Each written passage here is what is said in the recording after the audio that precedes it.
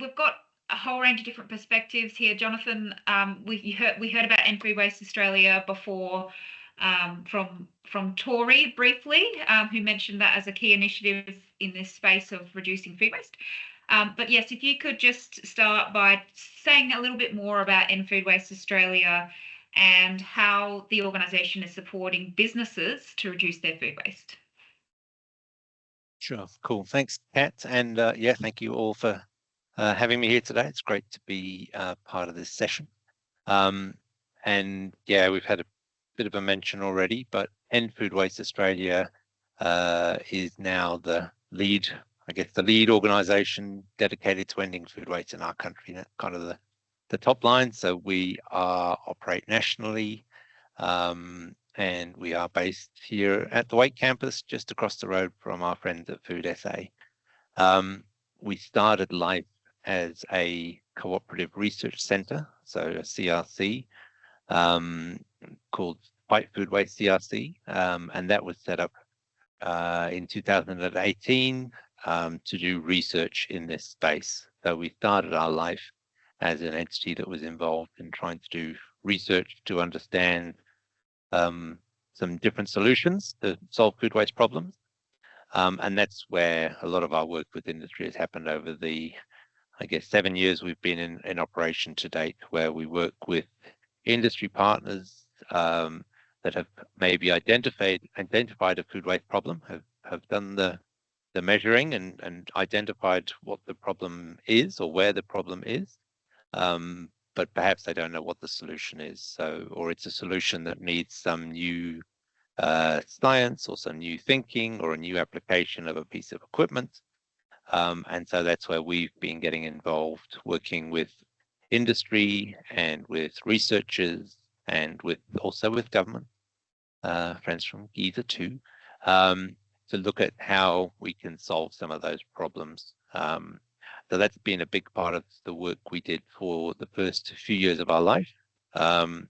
We have transformed, I guess, into End Food Waste Australia, which is what you see now. And that's really the entity that we see existing at when the CRC, it has a fixed 10-year time frame. So when the CRC's time has run out, we see End Food Waste Australia as the legacy organisation that will continue to drive for a national support to end food waste and get us to halving food waste by 2030, as Tori mentioned, which is the national objective that we've set. The other way that we do that, so in addition to the research, we also work with industry through our industry action group. And so they are the group that run the food pacts that got mentioned. And that's actually a program where we work with industry more so around some of the governance and management of food waste. So helping with some of the setup work. And it's actually interesting listening to the conversations, very insightful. The challenges, I think, for small to mid-sized businesses are ones where we're really trying to work out how we adapt some of our learnings at a national scale to be applicable for local businesses, and that's definitely something we're doing more of as we go forward. So I guess we do research, and we continue to solve problems. We work with industry to try and help them improve their systems, and then we have two other pillars within the organisation that I'll just mention quickly. We have a behaviour change pillar. So that's more for individuals. Tori mentioned that a lot of the waste occurs in the household. So we've initiated a campaign called The Great Unwaste, which if you haven't heard and signed up to, then please, at the end of this call, Google The Great Unwaste and sign up. But that's how you can help individuals make changes in the home to reduce their food waste.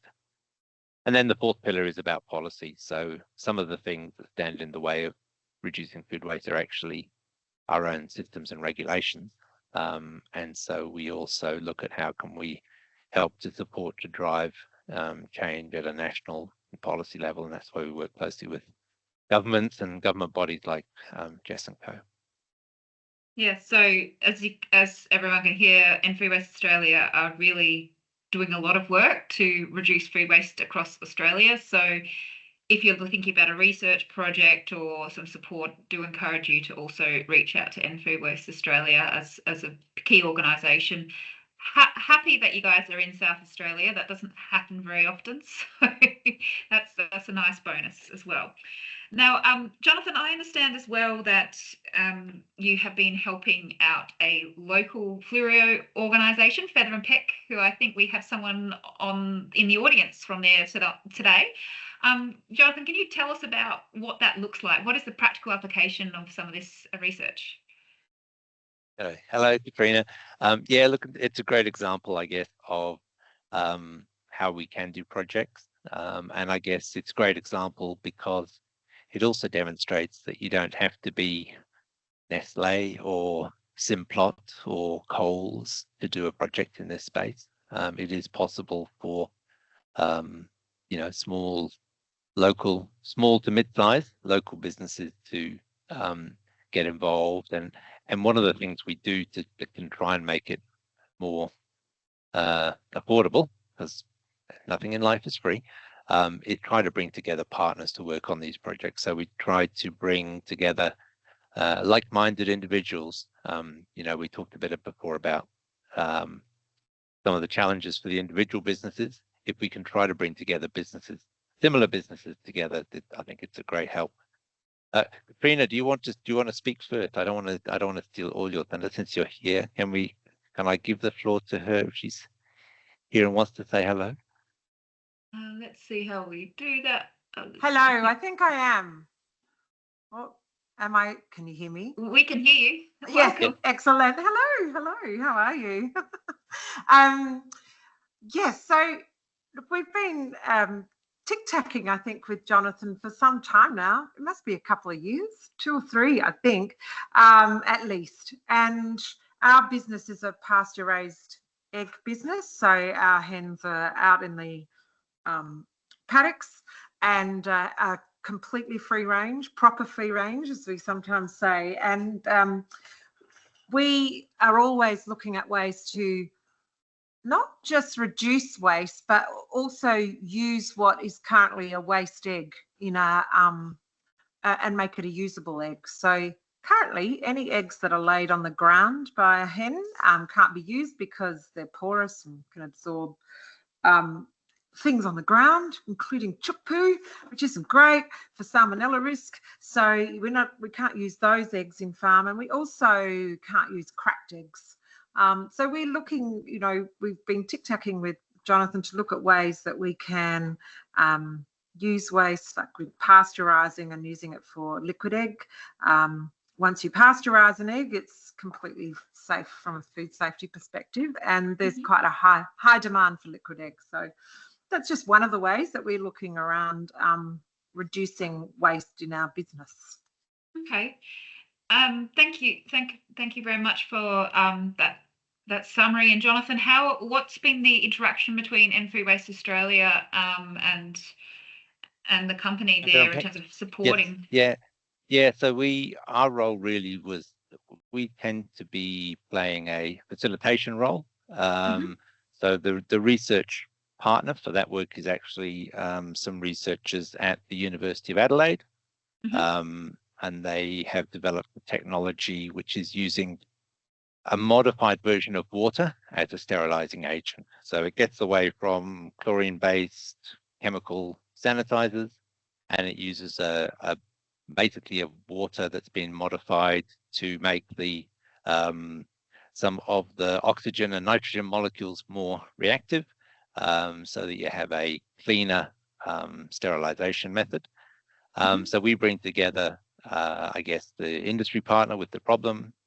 We bring obviously some ability to co-invest in the funding because we're funded by the federal government, and we bring together some research partners with leading technical solutions, and then we apply it. And obviously we hope to see it's a solution that we can apply beyond the work we do with Katrina and the team, but the advantage that they get as being the first movers is that they get to use it and see it and assess it first. So it's an idea.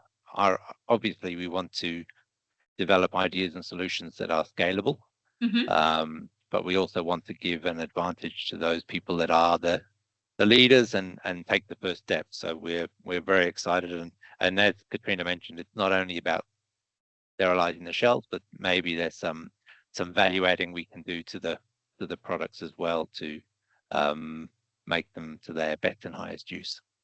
Thanks, Jonathan. I'll go to Jess now, and I'll come back to you, Jonathan, afterwards. So, Jess, welcome to the panel. For those who don't know Jess, she's heads up the policy space in Green Industries SA, for food waste and a few other key areas. And yeah, so thank you very much for joining us.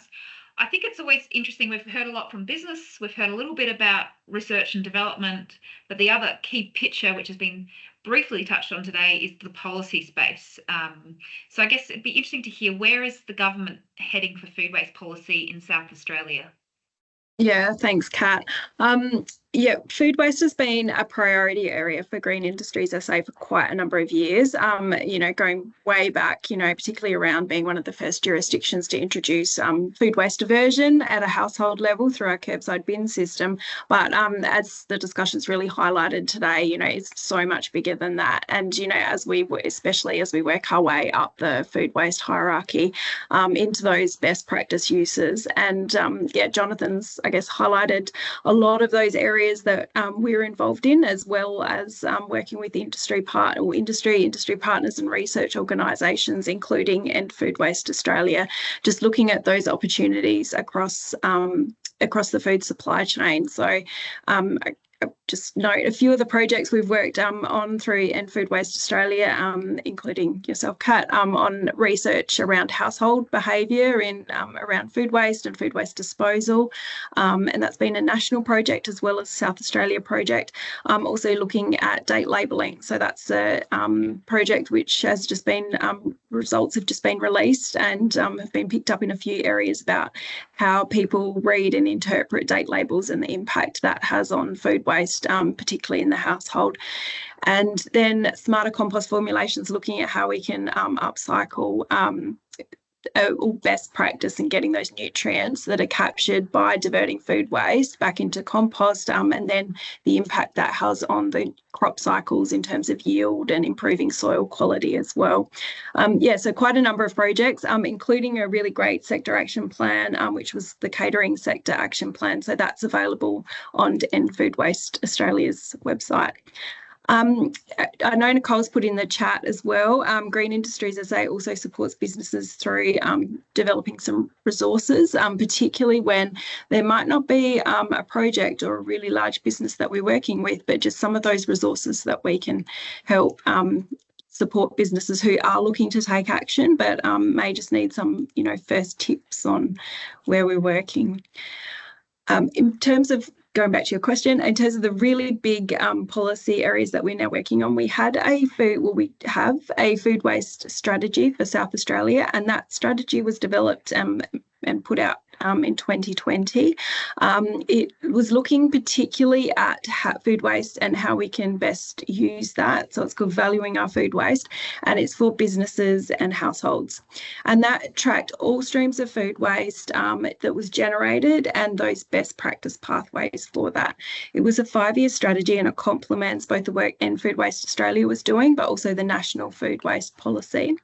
And while we're reaching, I guess, the end of the term of that strategy that was to 2025, we have Green Industries SA has just released the next waste strategy for South Australia. So that's about accelerating to a more circular economy.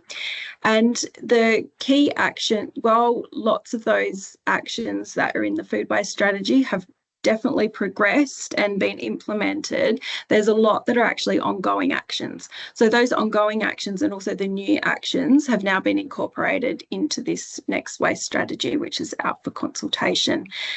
And included in the strategy is a food waste hierarchy. So absolutely preferences reduction of food waste and source prevention, but then also utilising food waste into other food products, such as that fantastic example we just heard about the eggs, about turning that into a new food product that can be sold. So that's where we want to be, but still, recognising that there is some food waste that is either unintentional or is like peelings and these other bits of food that people don't always utilise. So how they can be used, but definitely source prevention is absolutely a priority in this next strategy. Thank you, Jess, for that summary. So by the sounds of it, the state government does take this area as an important issue and has a strategy that is going to support greater action, and as well as the support projects and programs that you talked about before. And I imagine that if there are businesses on this call or listening to the video following up this call, they should get in touch with you, Jess, or your colleagues to Yeah, absolutely. Yeah, so it's called Waste Strategy because that's what it is in our Act. But yeah, essentially it's accelerating South Australia's transition to a more circular economy. So we do a 5-year strategy. Obviously, every 5 years we consult on that broadly. So please send your feedback in. And the strategy underpins the programs, both policy, but also the programs that Green Industries SA delivers. So Nicole's here from our business sustainability program, and absolutely reach out through the business sustainability program for support. And that can be both internal, like it can be advice from all of the wonderful advisors that we've got, but also where it is a bigger project or a broader project, such as this LEAP project, we can provide support to develop up and provide advice in terms of what that project might look like and how that works in with whoever the applicant is. Thanks, Jess.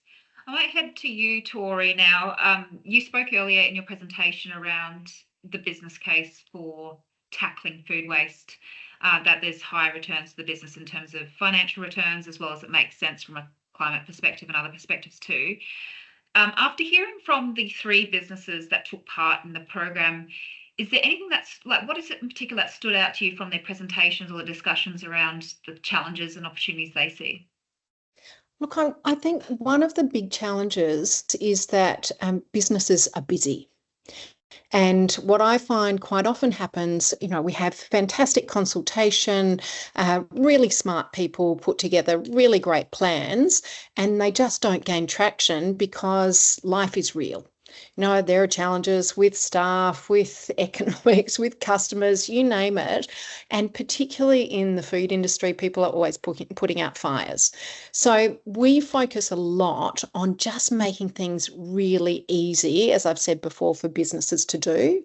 And I know in the past I've had, I heard from people say, people in the food industry, they never read their emails. It's really hard to get information across. And I say, look, there's no point in us whinging about it. It's up to us to find the solutions to get that information through. So what can we do? And this is a great example of what we can do.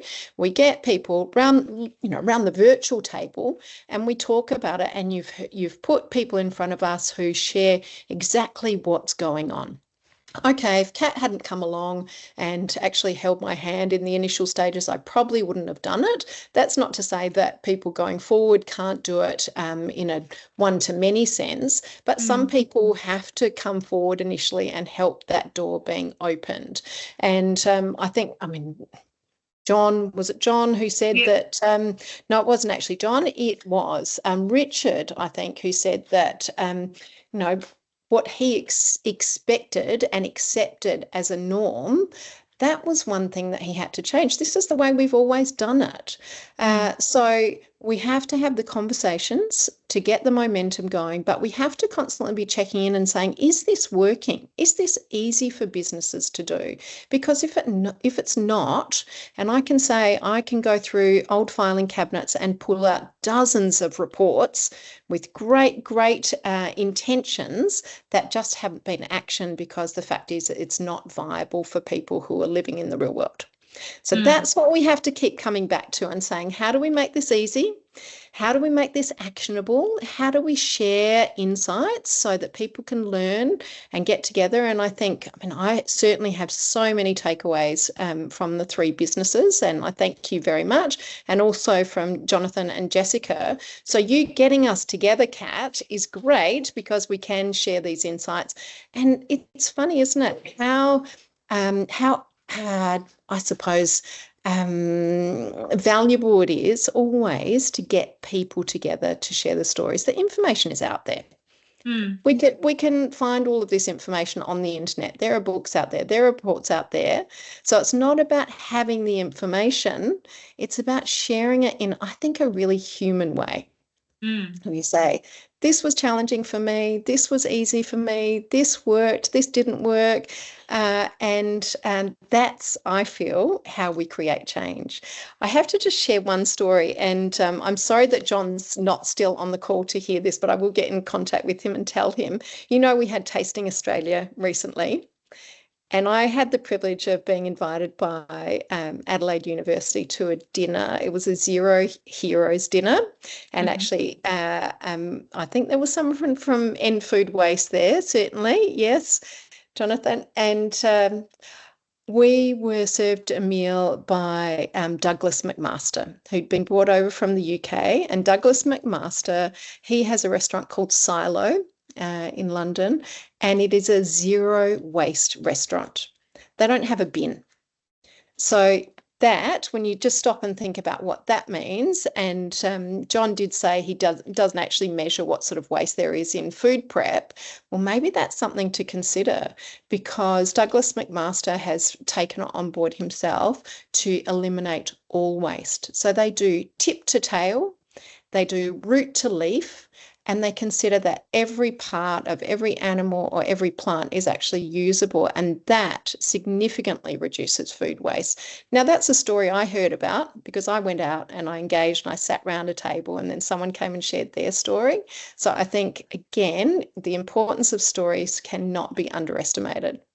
It's an interesting point you make, Tori, about, there are lots of good reports and there's a lot of good information already out there. It's how do we actually get that information translated into practice. One of the challenges I see in the food sector is, whilst there's lots of big organisations, there's also a lot of SMEs. And, we talked about it earlier, juggling multiple priorities. I'll just put this out to Beck and Richard, not to answer now, but just to reflect on, being owners of SME size businesses. How do we keep the momentum going? And I just pose that question just for you to think about at the moment. I'm not going to throw to you, but how do we keep the momentum going? How do we reach more people and more organisations? Because yes, whilst we would love to, our team, Meg, Minerva, and the others who aren't here today, but Lucas as well, should I acknowledge as well, we've got a whole team at Rawtec doing this amazing work. So whilst we'd love to go out and help people individually, that's, as I said before, it's not always practical, possible, even from a budget constraint perspective. So I guess I'm always just questioning is how do we snowball this? How do we keep the momentum going? How do we make it so this is not the end of the conversation, we all go back to our normal jobs, but how do we make sure more food businesses get connected with this issue? Because I feel they can really benefit from it from the bottom line and from an environmental perspective. It's the takeaways are very pragmatic and practical things. It's not rocket science, but it's good practice. So yeah, just food for thought for anyone if you have any ideas.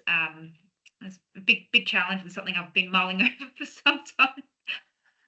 Back to you, Jonathan, unless Tori, you wanted to say anything on that point or also mull over it. Well, no, I mean, we've asked exactly that same question over and over in Food SA. I mean, we all want the same thing. Yeah. Don't we? And if you can wave a magic wand, that would be fantastic, but we can't. So we have to keep coming back to how do we make this happen? And when you look at how movements get created, you have the first fast follower, and then you have other people who come in and join that.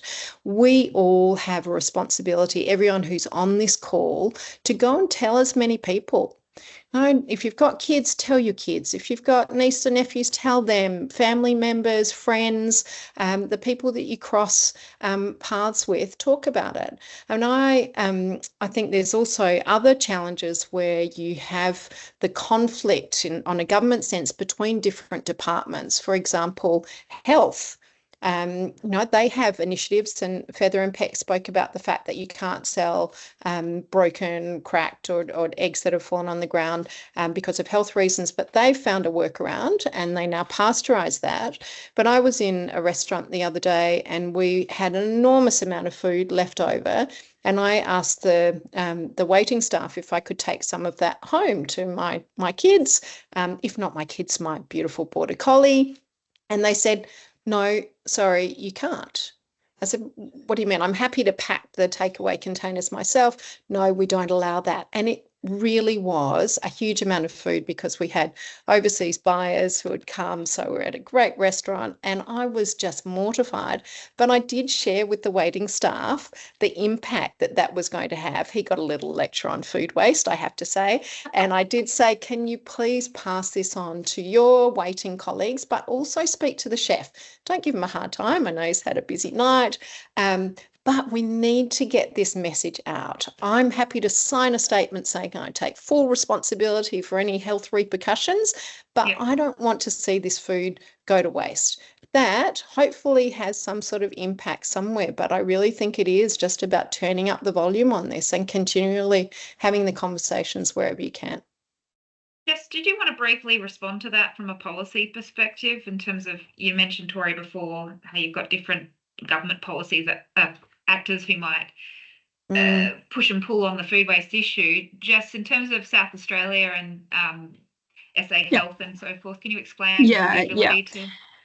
Yeah, and it comes down to the individual business. So, they can make policies like that. So that's fantastic that you fed that feedback back, Tori. I think that's so important because, for so many of these things, it's the customers that can help to drive change and start those discussions. Also in place in South Australia is a civil liability protection in regards to people bringing their own containers as well. So I know that you probably didn't go prepared with your own containers there, Tori. So we're relying on the business providing those, but yeah, absolutely, that's it all comes down to it. But yeah, sometimes businesses can make that decision, and yeah, so I think it's really important that feedback can be provided where that's the case.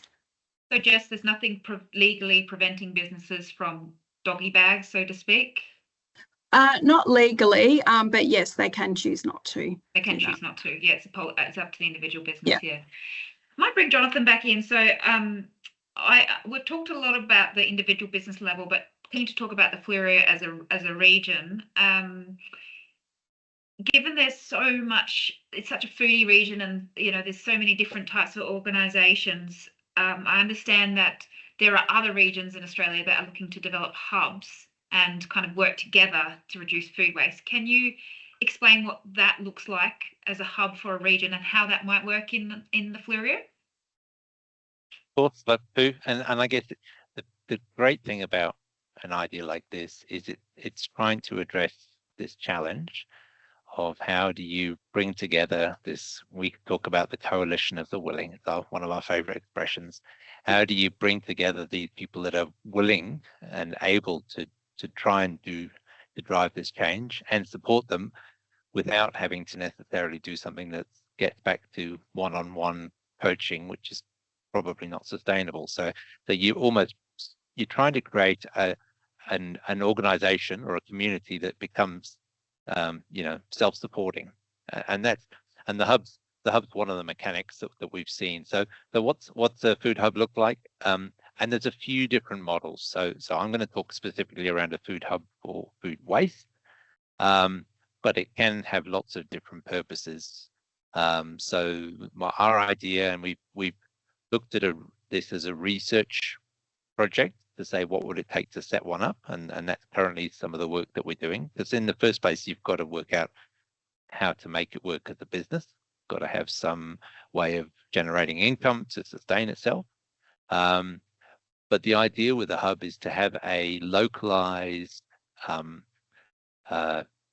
facility that provides a service to the your local businesses to support them to deliver some kind of a commercial outcome. So from a food waste perspective, what we try to do is we're looking at, can we put together a hub that has the ability to process a range of different, maybe secondary products or byproducts of processing, that can do it nearby, because transportation is often a barrier to doing some of this sort of work, and can convert a great fresh local product that's maybe not meeting specification or that's in excess of demand, and make it into something that is stable, and then can be used either as an ingredient in something else or provided as a finished product. So we talked about the pasteurized fresh eggs being one example. If you think about sorts of industries in the Fleurieu, obviously we've got plenty of wine industries. There's lots of byproducts of making wine, grape malt.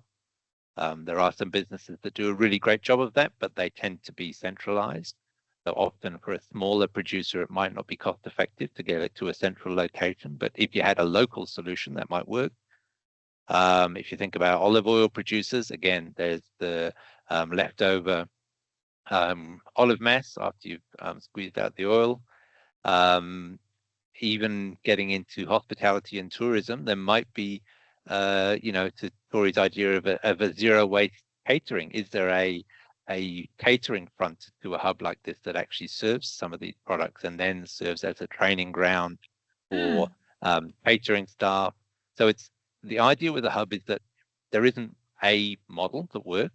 It's about designing the, the elements of the hub for that specific location. So designing it for Fleurieu and saying, what are the right unit operations that we would need that would best service the local food manufacturers, and what are the right complementary elements? Is it a kitchen? Is it a education area? Is it a lab where you can trial new ingredients that best serves that purpose? And so that design element that we love talking about co-design. So working with the local area to say what are the right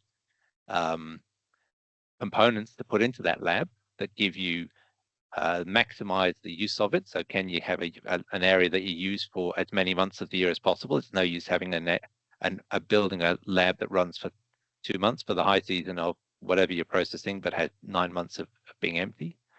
And trying to build that to suit the local area. And we are having, as you mentioned, we are having some discussions with the guys around Fleurieu, including the guys from Feather and Peck, but a few other businesses that have been interested in what we might do.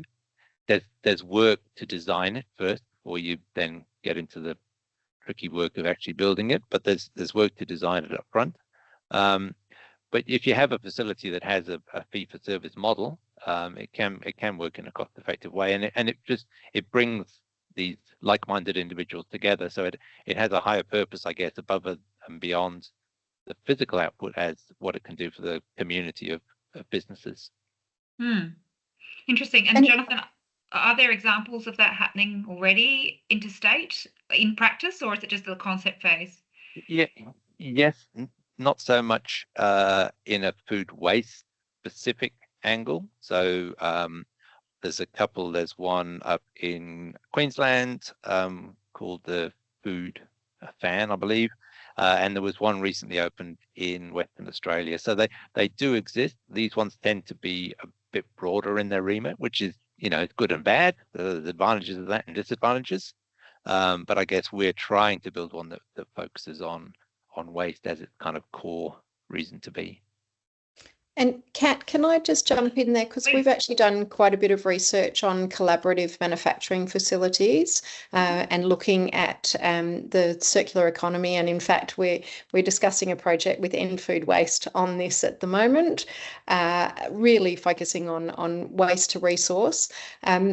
that the business case does need to be done. I mean, it's complicated because if you build a facility that's full of equipment that then needs servicing and replacing parts, it can end up being a bit of a white elephant if it's not properly researched, and the community can then bear the brunt of that. So if you think about why it hasn't happened yet here, it's because there's a lot of work that's going on behind the scenes, and I really champion the Fleurieu and Colin for driving this. I know Victor Harbour's strategic plan really prioritises this as an initiative. So it's really exciting because it has additional benefits then of actually being a business attraction mechanism and a tourism initiative. And industrial tourism is actually becoming a thing now, when you think people actually like to go to places and see behind the scenes and how things work. So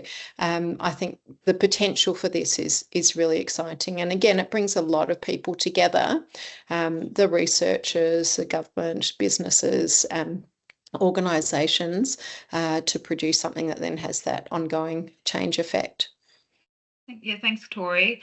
I will pass back to Colin shortly to get some thoughts there, but I do want to end on this question about the Fleurieu region. So thinking about everything that we've heard this afternoon about the individual businesses taking action, the need for that support, the R&D, the innovation arm, the opportunity for hubs, etc., and the policy, like all these moving parts.